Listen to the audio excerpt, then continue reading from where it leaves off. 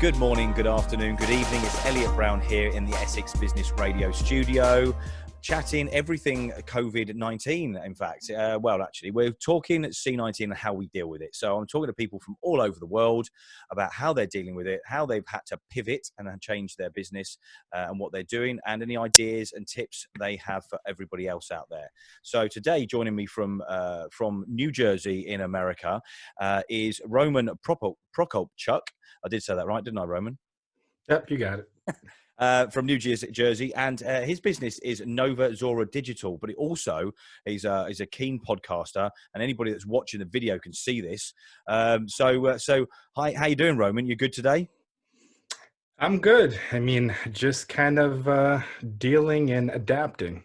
You are, definitely, mate. You've got some serious setup there. I mean, you're making me feel a bit conscious of my setup here in the UK. But that's some pretty serious kit you've got there for your broadcasting. Yeah, well, my wife, because this is at home, so I was going to build it myself, and my wife said, "I don't want you destroying the house," so she kind of put together the appearance in the back, and I mean, the setup has worked for me well. So yeah, it works. The sound is really good. So tell us a little bit about your business, Roman.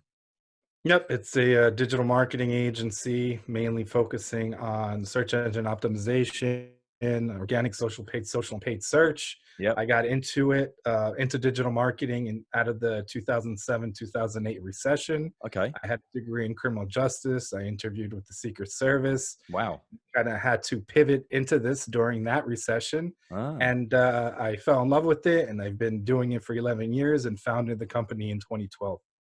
Okay, cool. And you have a big love for that, obviously, if you've been doing it for that long. Yeah, I mean, it's cool because it's ever changing. So it's not something you learn once and you kind of get bored with it. You have to understand human psychology, and then the platform you advertise on online change, new things come, new updates happen. So you constantly have to pivot and redefine your strategy. Yeah, definitely. So really, at the moment, with things that are going on, and I've spoken to quite a few small business owners and business owners that have had to build things from scratch, and actually quite a few people that actually started their business again the same sort of time as you, where they've had to change and they've got into something new. You know, pivoting and being able to adapt to change is part of what you do. So at the moment, I'm assuming you're able to pivot and adjust accordingly.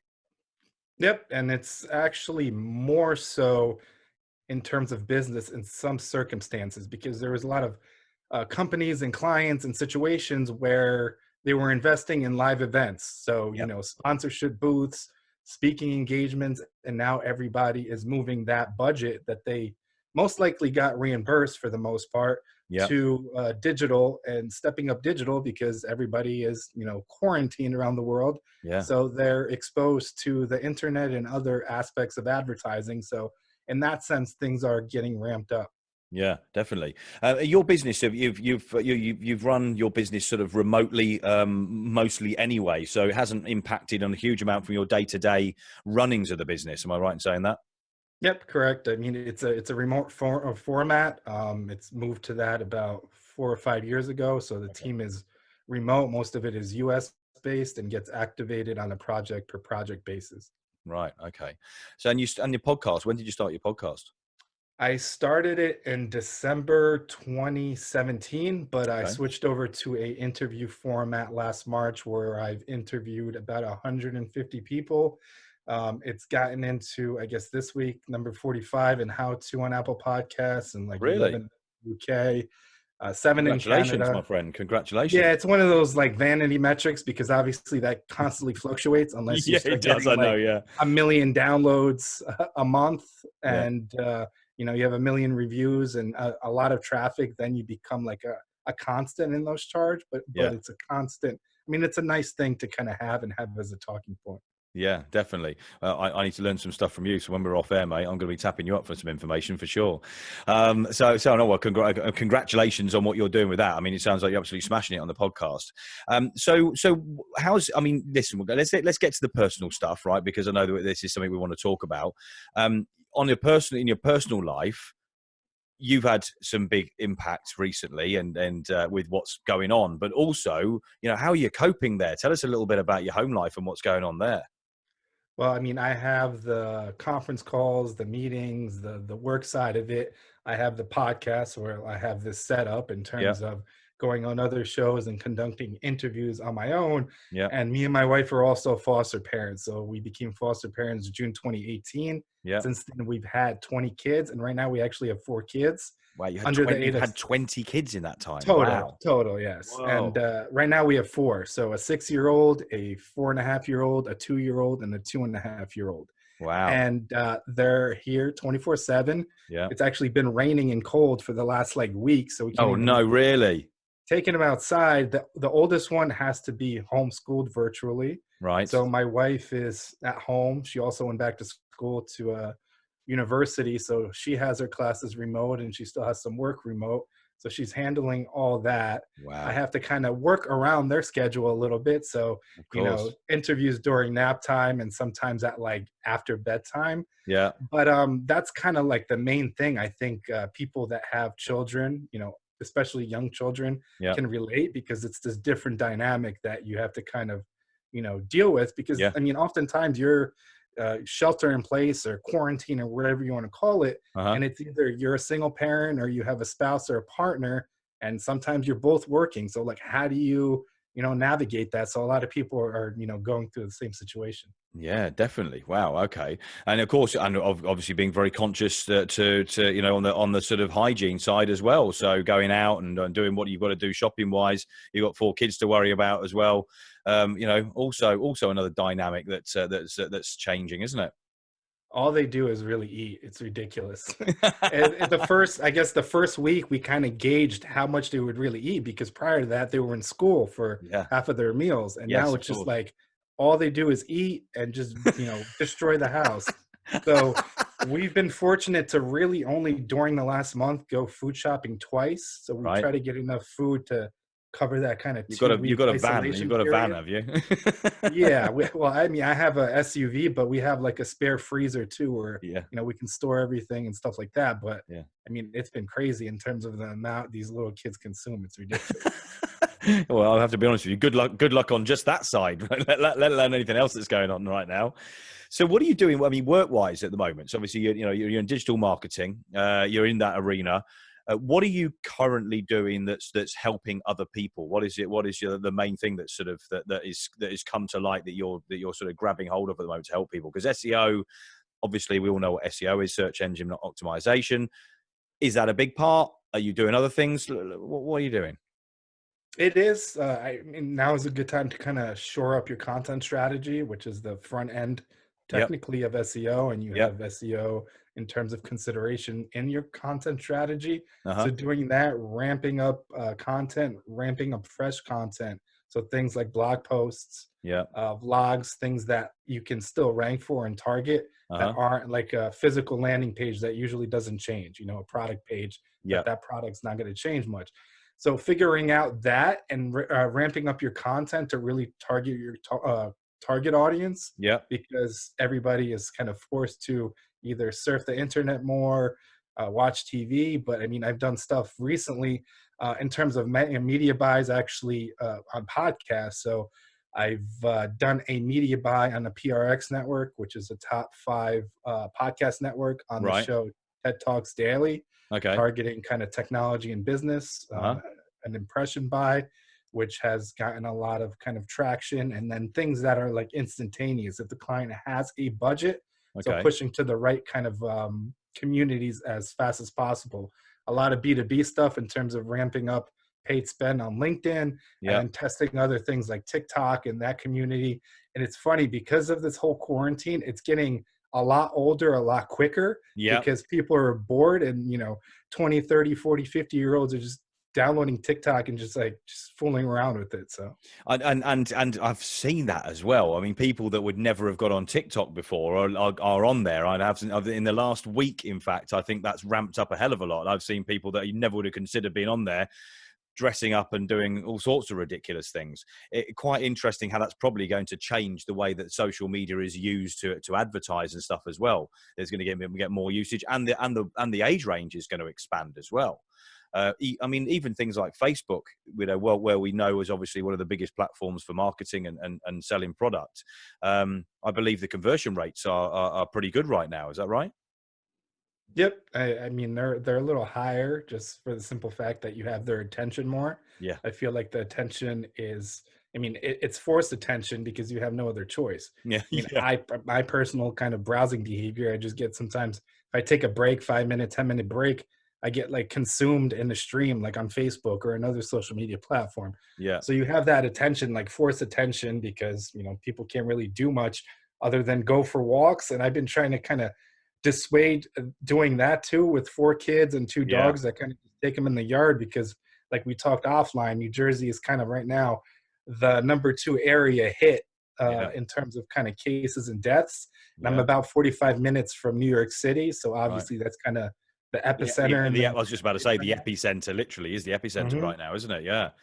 I mean, it's funny actually because I was having a conversation. Not funny, but I was having a conversation only 2 weeks ago with somebody that I know that's Albany, so a little bit upstate. upstate New York, and it was the day before that there were, there was a massive media thing about New York, and he was the day before he was saying, yeah, I think New York's going to be okay. We've got a few cases, whatever, and then literally within 24 hours, I'm onto him going, I did tell you it was going to be a bit more serious. And he was going, whoa. And it was literally within 24 hours that it sort of really came down hard, didn't it? Yeah, I mean, I think it was a few days, and it just actually, I was in a meeting, I believe March 3rd, and literally like the following week is when like everything really started kind of Yeah. snowballing, and everybody had to do the shelter in place, and the businesses, non-essential Yeah. businesses closed. So, Yeah. I mean, there is a crazy economic toll right now, Yeah. because if you own a restaurant and you put all your life savings, I mean, you're forced to be closed if you're, deemed non-essential in order Yeah. to close. So you don't have Yeah. a choice. So there's a lot of businesses that are probably not going to recover, Oh, without a sadly. doubt. Without a doubt. I mean, I mean, it's a good point. Locally to you, I mean, here in the UK, there's a lot of people that weren't doing takeaways or deliveries that are now doing that.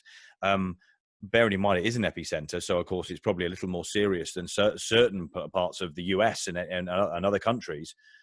Are people doing that? Are there more services delivering and collections and things like that? Are they doing contactless and a lot? Have there been a lot of people getting into that weren't in it before?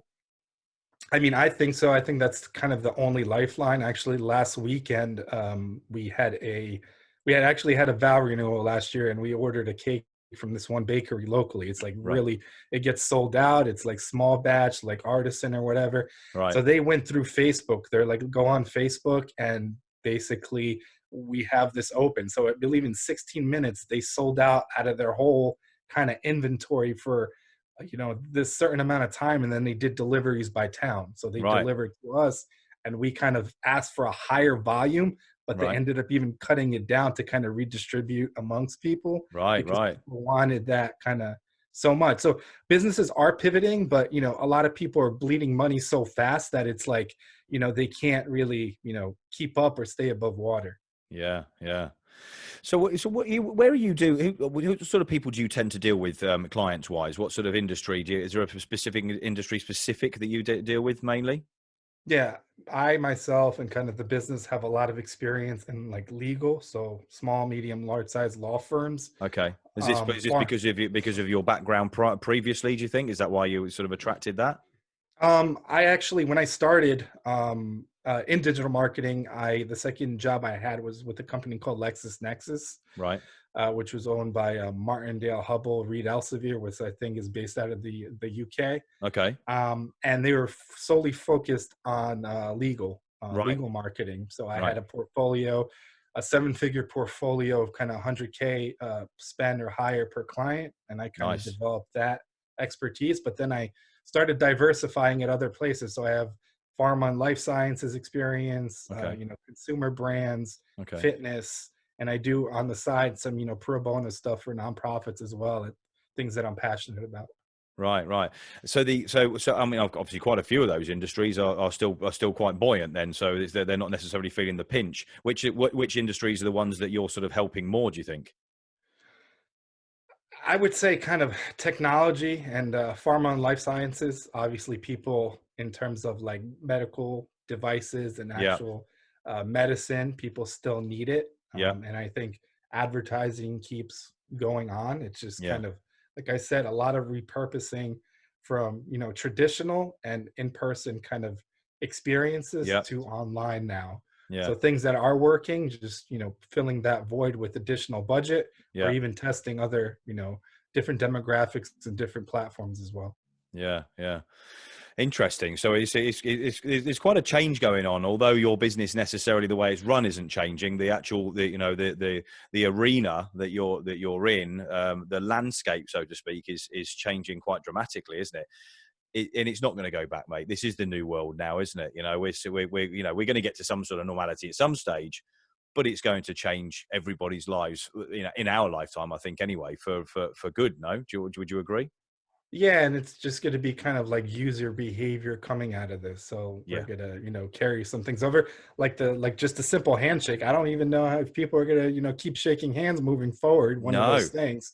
So it's No. just like one of those things in the back of your mind, or what's taught, you know, in this situation, and you carry it over.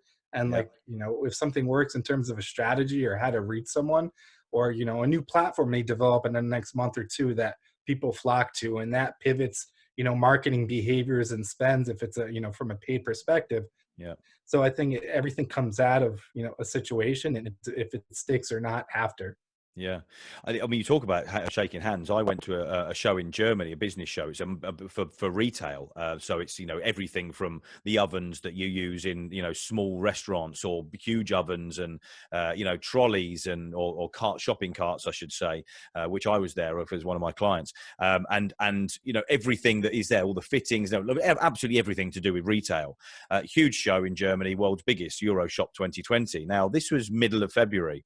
And I noticed even then, and bearing in mind it was only really China that had it then, and there was a change in the amount of people that were going to this show, that people were not shaking hands. Now, you and I know from business that's one of the first things you do. In fact, having a good handshake says a hell of a lot, you know, and I'm sure that you and I have had similar training, or we've watched, and we understand that there is a lot to be said in that body language. From what you've just picked up there, it had changed already. It already changed that show. And it wasn't huge media then. You're talking a month ago, or just over, you know, well, yeah, a month and a half ago, I should say, middle of Feb.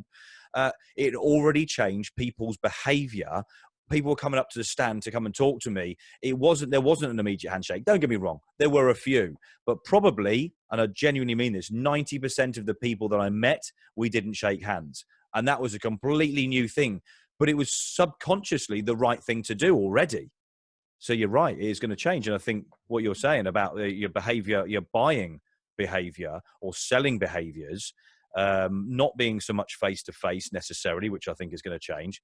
I think it's going to change how you market product and services moving forward, I think. Yeah, I mean, a lot of businesses, I think, from this will move, I think, 100% from brick and mortar to online, Yeah, just for the simple fact that, you know, some things, if there's no experience in person, I don't believe a business should necessarily have it. I mean, if you yeah, have to demonstrate something, yes. But like, for example, here, I mean, they had Toys R Us that went bankrupt about, you know, a year or yeah. two ago, went out of Did business. hear, did They hear as had well. a Yeah, lot of, yeah, they had a lot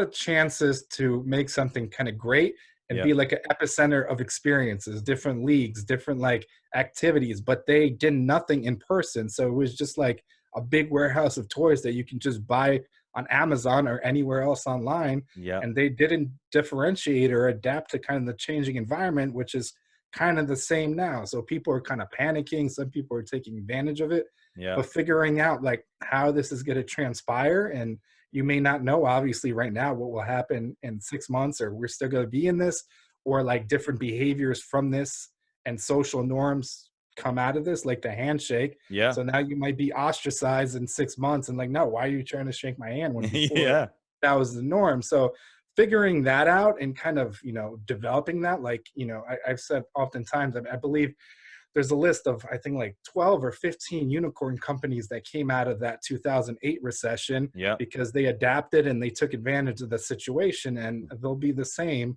yeah, within this one. So some businesses that kind of find what, their value or their pillar is, or how they can pivot, can really obviously benefit from it. Yeah, definitely. Listen, I'd like to keep in close contact with you. I think there's a lot to be lot to be learned from your experience and the way you look at stuff, for sure. Look, I could talk to you for a long time. This is a subject that is always evolving. That's what keeps you interested, definitely, and I think keeps a lot of us interested in sort of marketing businesses and what we've got to do, because it is changing, and now it's changing in whichever way. We've just got to, as you said, pivot. I appreciate you coming on and spending the time having a chat with me. You'll share this out to your audience for us as well, won't you? Yep. No, and I appreciate you having me on and sharing to your audience as well. Yeah, definitely. Where can people find you, Roman? If you Google my name, obviously it's a hard last name, but if you Google Roman Prokopchuk, I'm pretty much the first one that shows up anywhere you Google in the world. So on every social channel. That's handy. Yeah, if you look at for Nova Zora Digital, the website will come on, and then the podcast is the Digital Savage Experience, and you'll get kind of your preferred consuming, podcast platform that you want to listen on. Yeah, definitely. Well, I'll make sure there's links around the post that we put out there as well. No, I appreciate your time. Thanks very much for coming on. So that was Roman coming out of New Jersey. Listen, quite a lot to be learned from that chat. I've really enjoyed it, and I hope you guys have as well. If you want to know more about what we do here, go to www.essexbusinessradio.com, and you can find out how to download our free app and the podcast.